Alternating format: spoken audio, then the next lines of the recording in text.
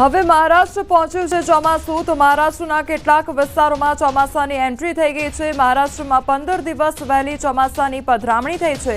3 દિવસમાં મુંબઈ પહોંચવાની સંભાવના સેવાઈ રહી છે।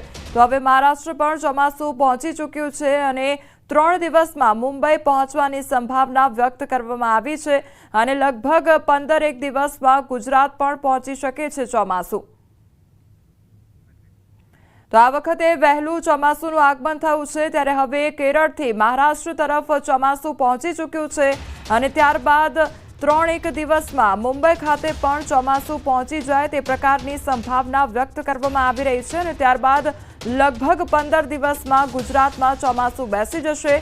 આ વખતે ચોમાસું વહેલું પધાર્યું છે ત્યારે કેરળમાં ચોમાસું બેસ્યું અને ત્યારબાદ હવે મહારાષ્ટ્ર પહોંચ્યું છે ચોમાસું અને કેટલાક વિસ્તારોમાં ચોમાસાની એન્ટ્રી થઈ છે અને કેટલાક વિસ્તારોમાં વરસાદ વરસી રહ્યો છે ત્યારે હવે આગામી 3 દિવસમાં મુંબઈ પહોંચે ચોમાસું તે પ્રકારની સંભાવના વ્યક્ત કરવામાં આવી રહી છે।